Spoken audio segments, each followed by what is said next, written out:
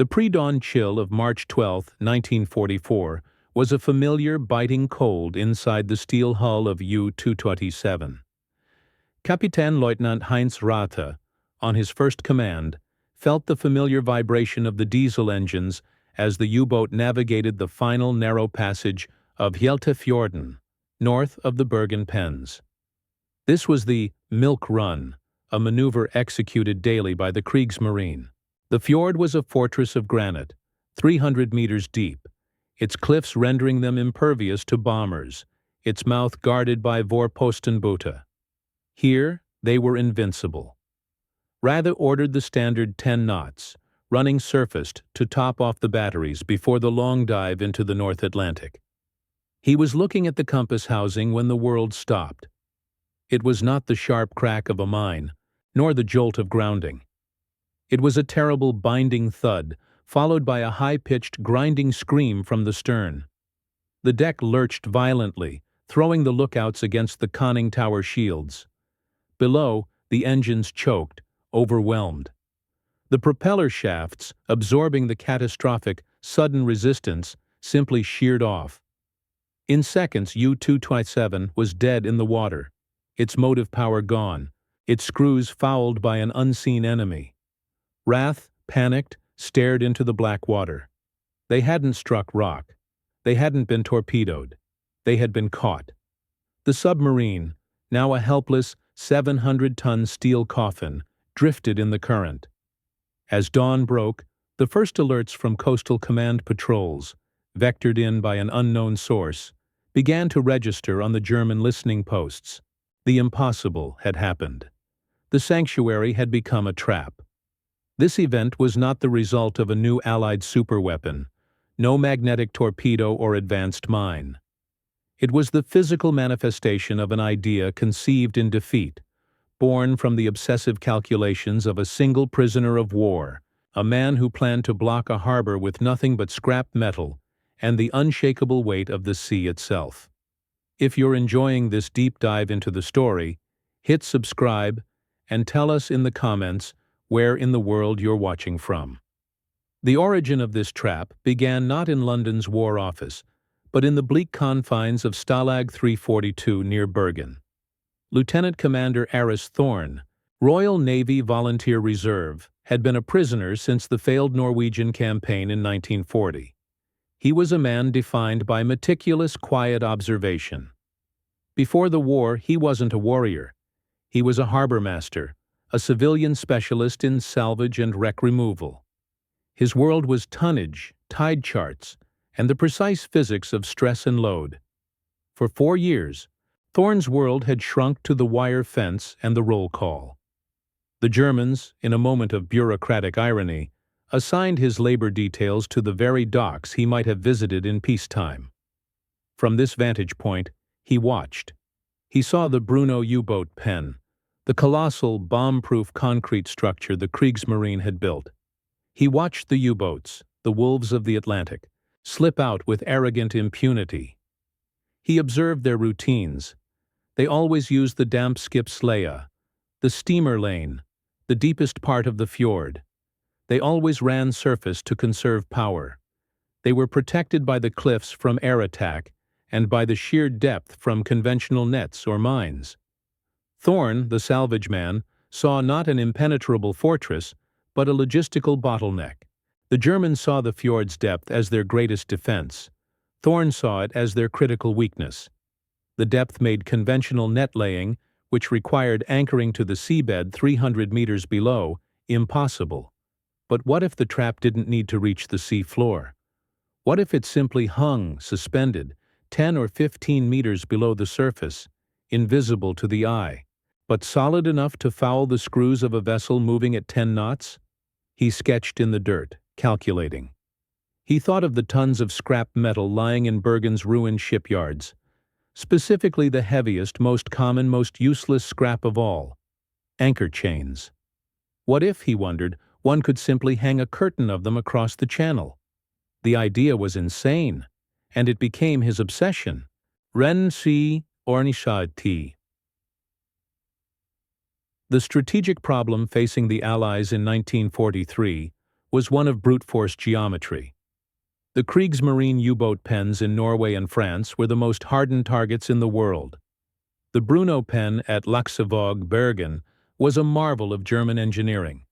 A concrete bunker with a roof over 5 meters thick, proof against even the tall-boy bombs of RAF Bomber Command. Operations to destroy the Tirpitz in a different fjord, using X-craft midget submarines, had proven the concept of infiltration. But the pens themselves were a different animal. They weren't ships. They were reinforced concrete mountains, hollowed out to service the Atlantic Fleet. Allied intelligence reports, filed under NID, Naval Intelligence Division, confirmed the impossibility. A 1943 assessment from the U.S. Bureau of Yards and Docks, requested by the 8th Air Force, concluded that neutralization of the Bergen pens by aerial bombardment would require a theoretical sustained daytime campaign of 500 heavy bombers, with acceptable losses estimated at 18 to 20%. This is deemed operationally unfeasible. The Royal Navy had tried. Operation Target, a bomber raid in October 1944, after Thorn's idea, would eventually cause massive civilian casualties in the town of Laksevåg, but would fail to breach the pen itself. The U-boats inside were, for all practical purposes, invincible. The only vulnerability was in transit. The U-boats had to leave the pens to hunt. But the Norwegian fjords were a U-boat captain's dream. They were deep, complex, and shielded by granite, confusing Allied sonar, ASTIC, which simply bounced echoes off the sheer rock walls. The Germans, masters of defense, had lined the approaches with anti-aircraft batteries, listening posts, and patrol routes by fast R-boot, Räumboote. The Royal Navy's attempts to place minefields or deploy submarines to camp outside the fjord mouths were disastrous. The currents were treacherous, and the German Vorpostenboote, flagships, were vigilant. The U-boats could remain submerged, exit the fjord, and only surface 50 miles out to sea, deep in the North Atlantic. The Allied consensus, from the Admiralty down, was that the Norwegian U-boat sanctuaries could not be cracked. This cold operational data translated into a human catastrophe that was bleeding the Allies white. Every U-boat that slipped out of Hjeltefjorden represented a direct threat to the convoys, the lifeline from America. In early 1943, during the Black Pit, U-boats were sinking Allied shipping faster than the combined shipyards of Britain and the United States could build it. Each sinking was not a statistic. It was an event of profound, freezing horror. It was the tanker SS Empire Light vanishing in 30 seconds, taking 40 men with it. It was the survivors of convoy ONS-5, clinging to wreckage in water so cold it stopped the heart, their cries lost in the Atlantic gale.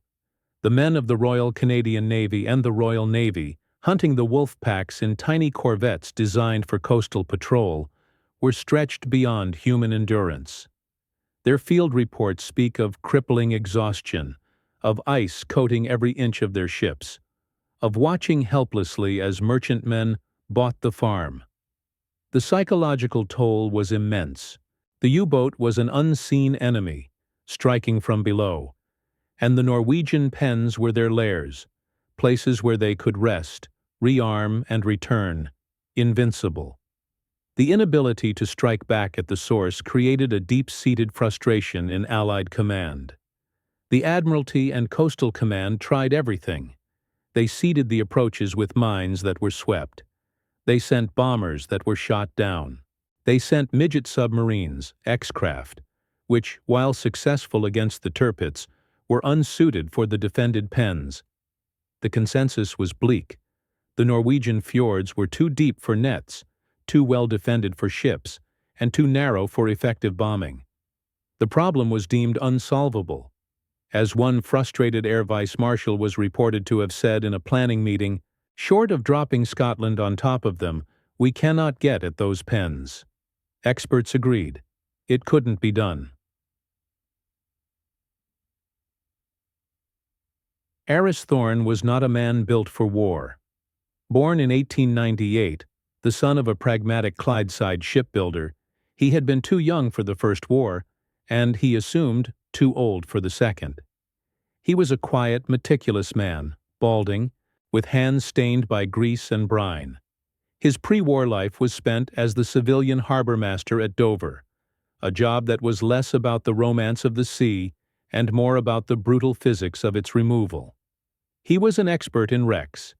He knew precisely how a 10-ton freighter settled in mud, the tensile strength of a 3-inch steel cable, and the exact weight, per foot, of a stud-link anchor chain.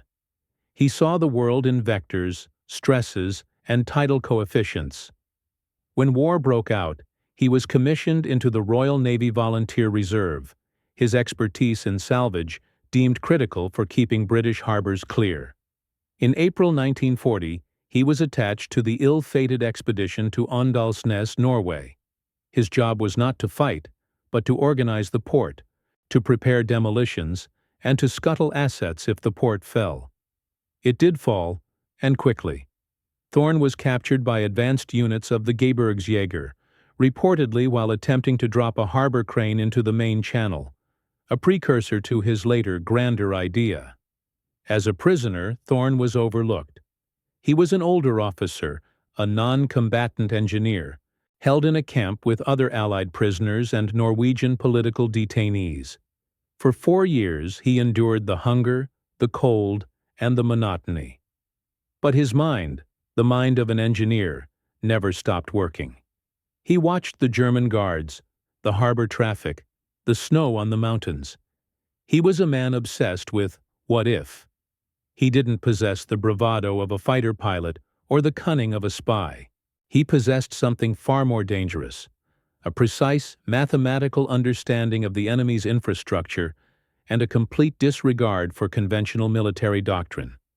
He wasn't thinking about how to fight the Germans. He was thinking about how to foul them, how to use their own engineering against them.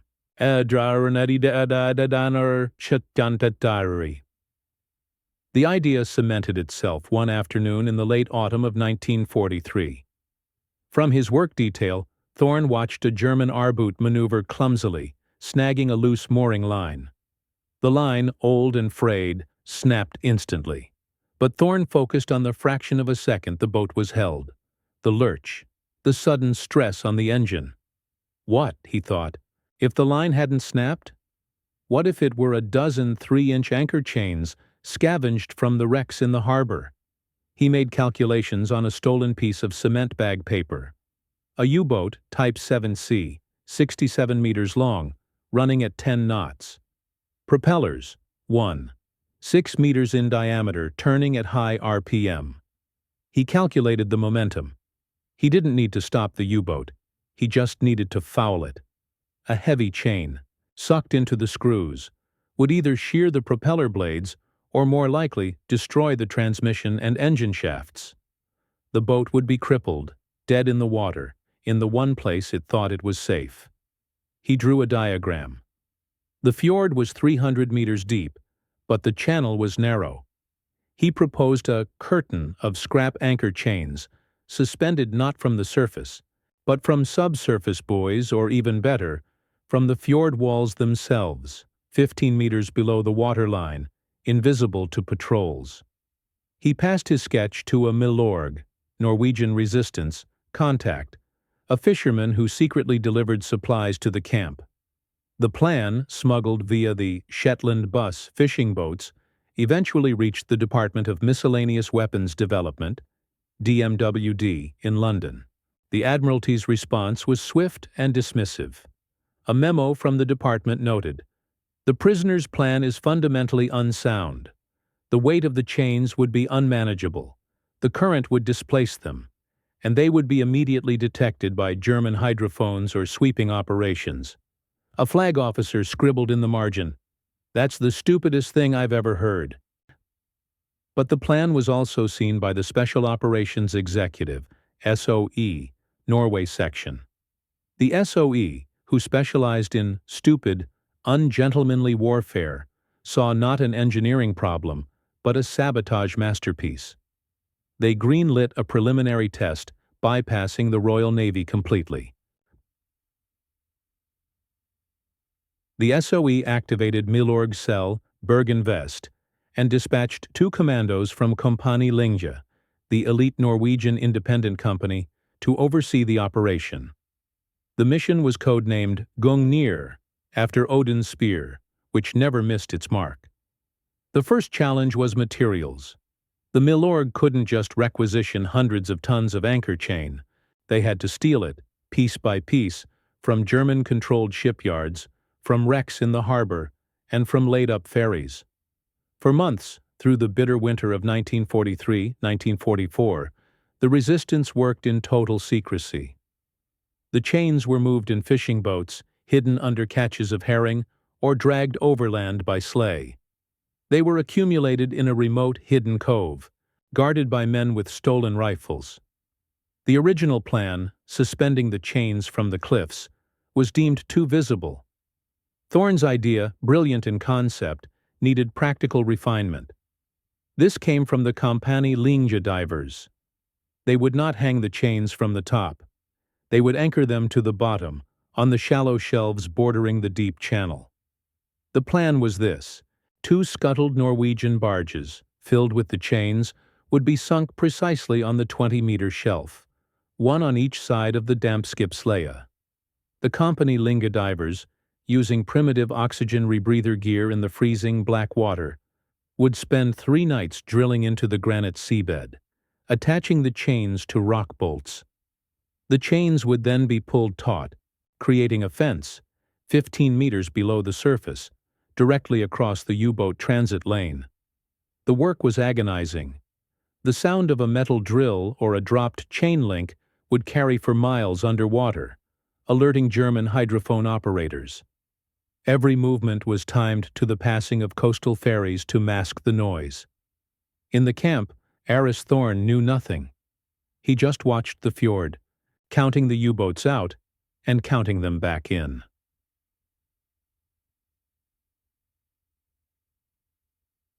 Before committing to the full-scale operation, the SOE demanded a proof of concept. In February 1944, a small Milorg team, using only a stolen spool of heavy-gauge trawl wire from a German patrol boat, strung it across a narrow secondary channel used by R-Boot. They anchored it with 2 improvised concrete blocks, 5 meters below the surface. They waited 2 nights.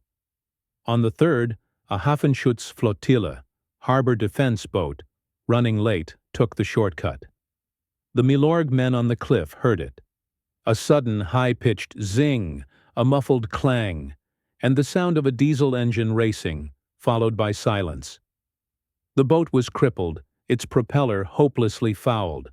The Germans, assuming they'd hit debris, towed it back. The test was a success. The main operation, Gungnir, was set for March 12, 1944. The Kompani Linge divers, suffering from hypothermia and exhaustion, secured the final shackle. The 2 barges were scuttled. The trap was set. 14 heavy-gauge anchor chains now hung like a ghostly curtain in the darkness of Hjeltefjorden. They were invisible, silent, and weighted with the force of physics.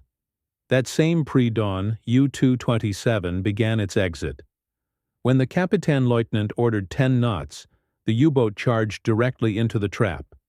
The sound, as reported by a surviving crewman, was like the hand of God grabbing the keel. The chains, designed to hold 50 Åsarton battleships, did not break. The U-boat's propellers, spinning at high speed, were instantly shattered. The starboard shaft, unable to stop, sheared from its housing, rupturing the pressure hull in the engine room. U-227 was dead. As dawn broke, the Milorg spotter on the cliffs sent the encrypted signal, "Spear is thrown." Right on cue, a flight of RAF Coastal Command Mosquitoes, vectored by the resistance, screamed up the fjord. They found U-227 helpless, surfaced, and unable to dive. They didn't even need bombs. Their 20mm cannons tore the submarine's conning tower and hull apart. It sank in its own sanctuary. If stories like this fascinate you, stay with us. The next chapter of wartime innovation might surprise you.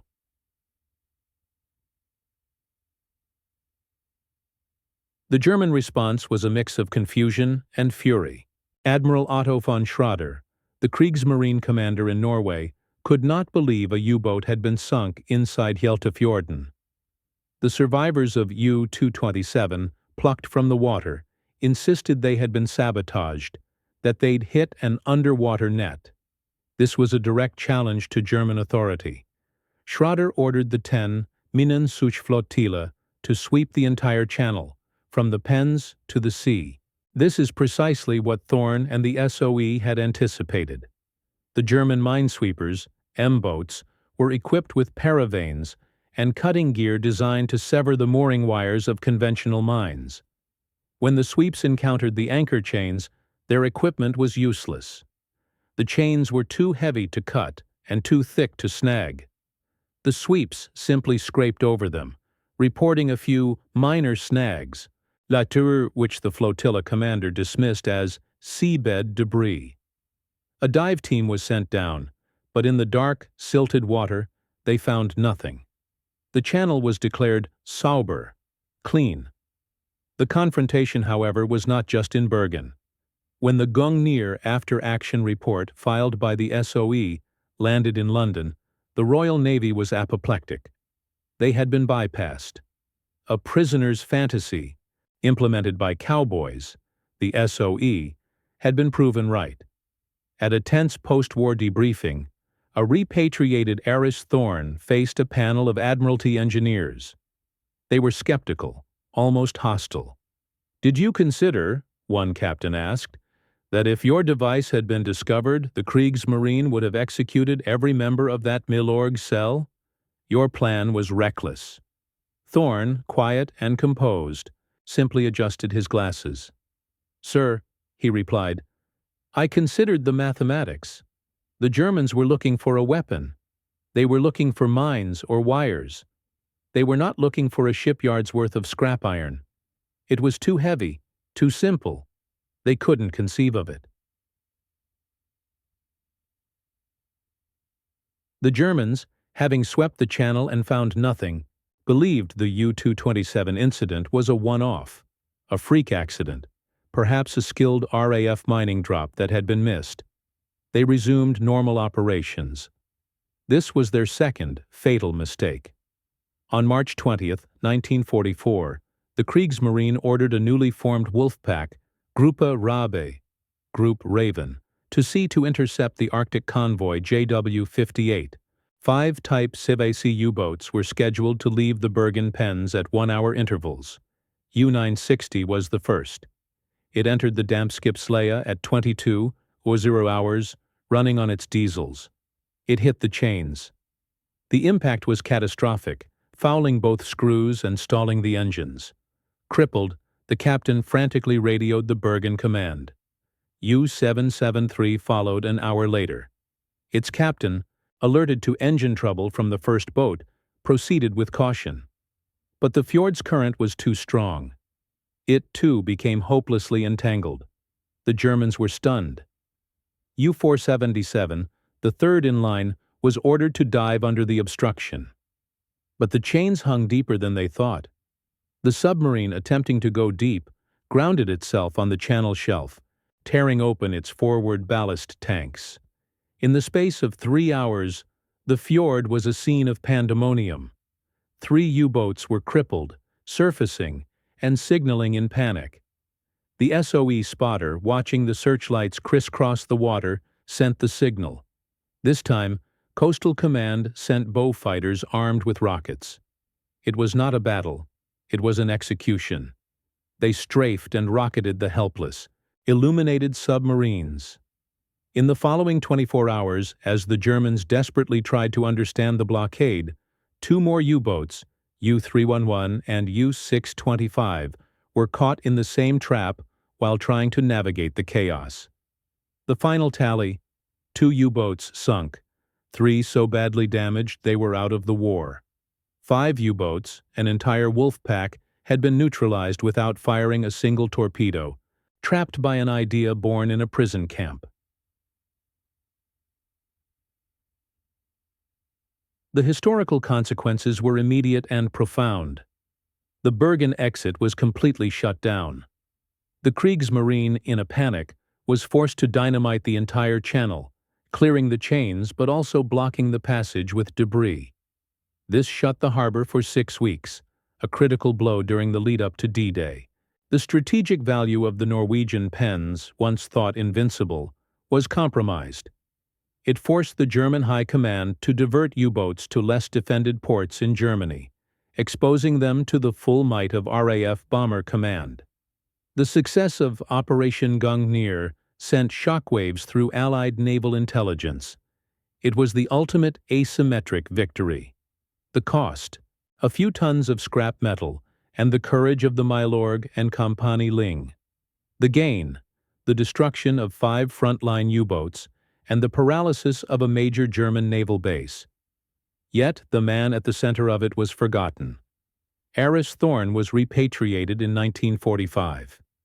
His contribution, classified under the Official Secrets Act as an SOE operation, was buried. The Royal Navy, perhaps embarrassed that a prisoner's insane plan had succeeded where their own conventional tactics had failed, did not celebrate him. Thorn returned to his quiet life. He was reappointed harbor master at Dover. He spent the next 20 years clearing the English Channel of the very wrecks and debris he had used as a weapon. He never spoke of Hjeltefjorden, of the calculations he made on stolen paper, or of the night his chains caught a wolf pack. He died in 1968, his name absent from the histories of the Battle of the Atlantic. His legacy was not a medal, but a principle, that the most complex locks can often be picked by the simplest keys. Fasoshire. The story of Hjeltefjorden is more than a forgotten footnote of the Second World War. It is a timeless lesson in the nature of conflict, a blueprint for modern asymmetric warfare. We see the echoes of Thorn's idea today, in the simple low-cost IEDs that disable multi-million-dollar tanks, in the dumb sea mines that can halt a high-tech aircraft carrier, or in the lines of code that can cripple a nation's infrastructure. The principle is the same: attacking the assumption rather than the armor. The Kriegsmarine had prepared for every conceivable threat: bombs, torpedoes, commandos. But they had not prepared for an idea that came from a shipyard scrap heap. Aris Thorn's genius was not just in engineering, it was in psychology. He understood that the Germans' greatest strength, their reliance on the impenetrable, massive, and permanent fortress of the fjord, was also their most inflexible vulnerability. They were trapped by their own arrogance, their inability to imagine that such a primitive solution could exist. True innovation, Thorn proved, is not always the creation of something new and complex. It is often the reimagining of something old and simple. It is the courage to see the insane potential in the objects and the people that everyone else has discarded. Today, the deep black water of Hjeltefjorden is quiet. The Bruno pen, a massive concrete scar, still stands, a silent witness to the arrogance of its builders. The chains that once trapped a wolf pack are long gone, but the rust from their memory has settled on the seabed. The fjord holds its secrets, a reminder that the most powerful weapon in any war is the one the enemy has failed to imagine. Every great idea begins as an act of defiance against impossibility. What impossible ideas do you think could change the world?